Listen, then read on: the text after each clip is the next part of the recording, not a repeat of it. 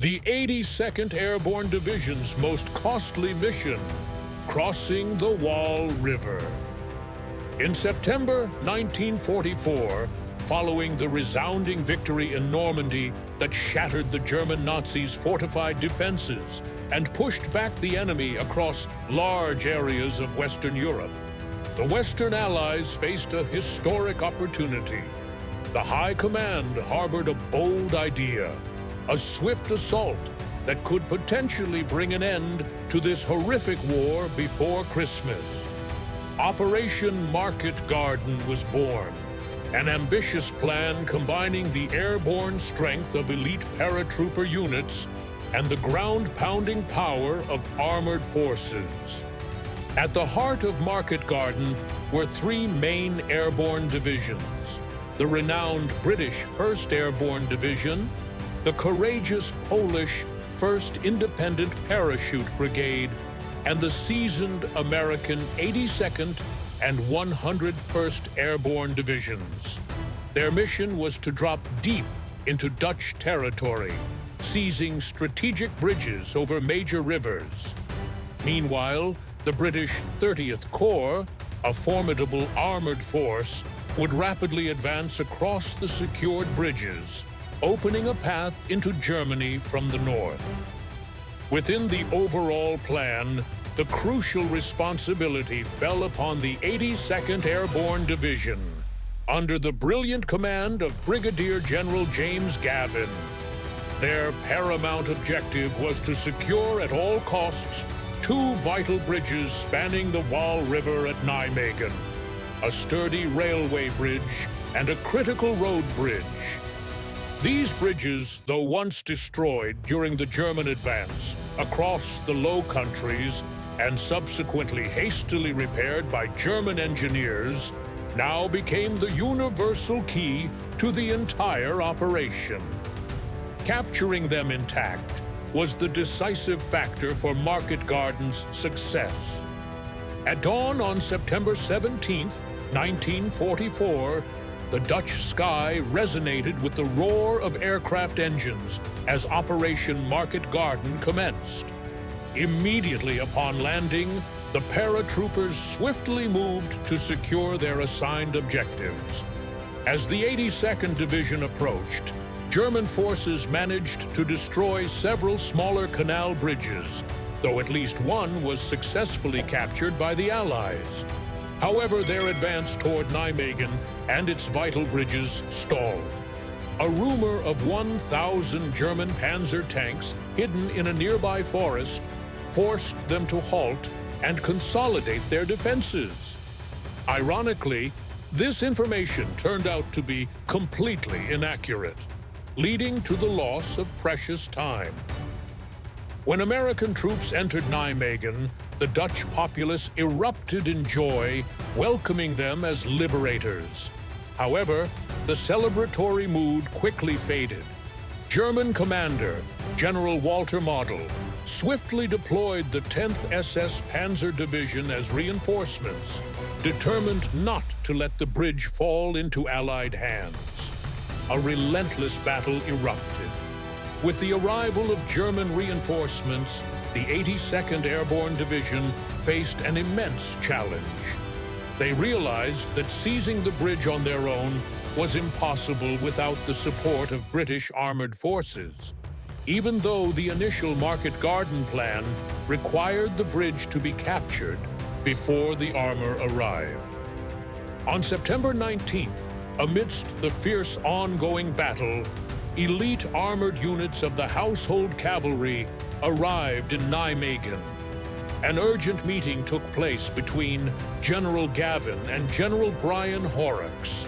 The discussion quickly concluded that a frontal assault on the bridge would result in unacceptable casualties.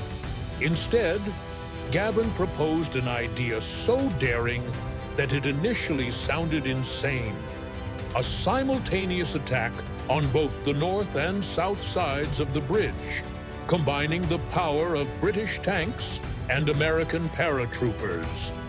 However, the greatest obstacle standing before them was the formidable Waal River.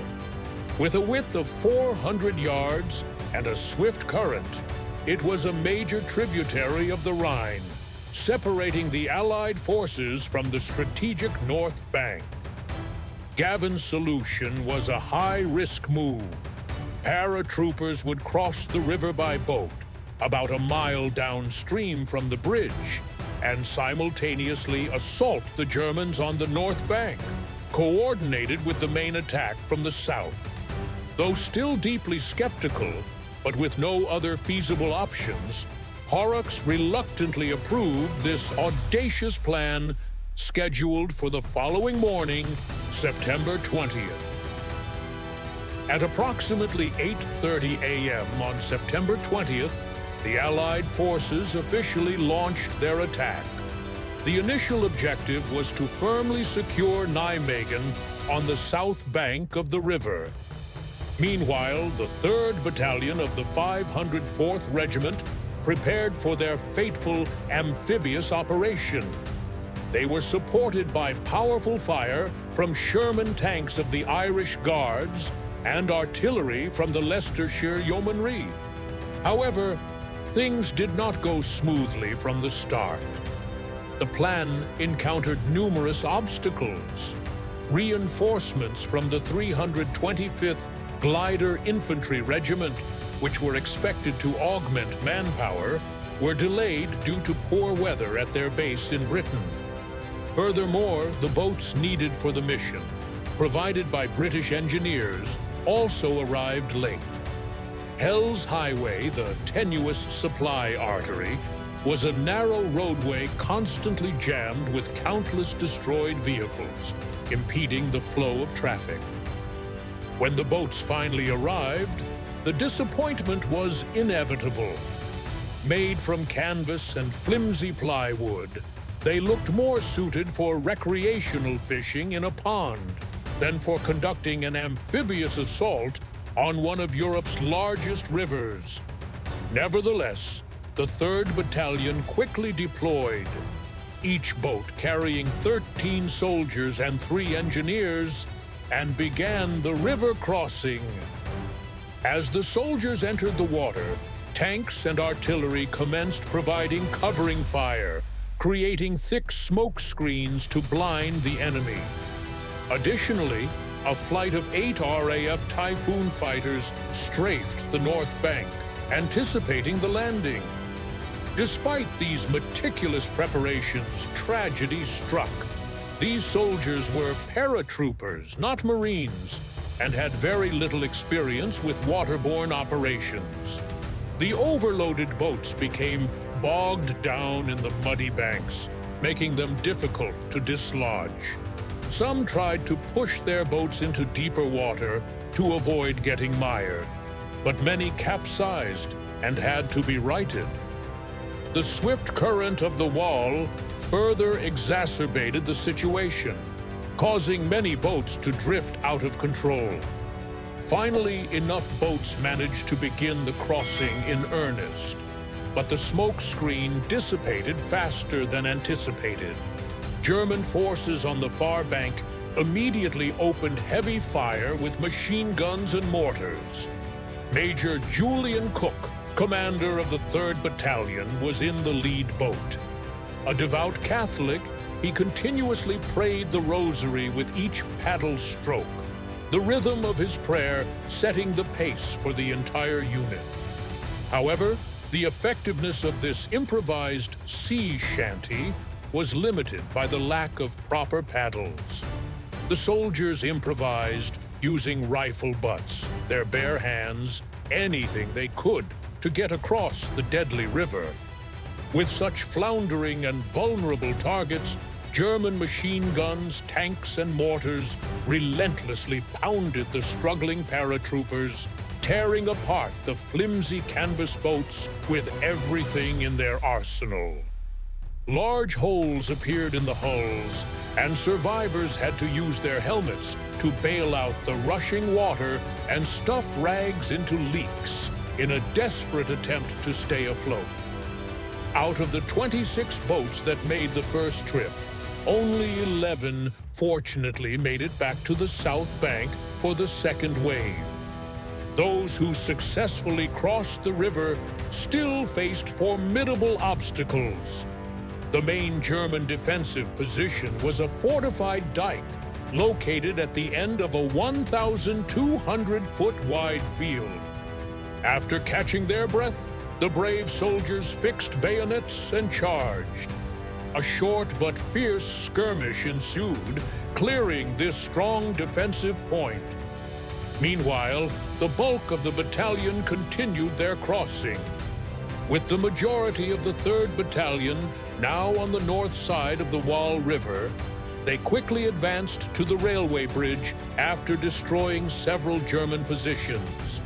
The north end of the railway bridge was secured. Intense fighting continued, but eventually the northern section of the Waal Bridge also fell under Allied control. Simultaneously, Nijmegen was gradually being captured by British armed forces and American paratroopers, who sometimes had to fight rooftop to rooftop. By evening, both ends of the bridge were firmly in Allied hands. The SS attempted to destroy the bridge with pre-placed demolition charges, but fortunately, they failed to detonate. It is rumored that John van Hoof, a member of the Dutch resistance movement, had disabled these charges days earlier, though this remains unconfirmed.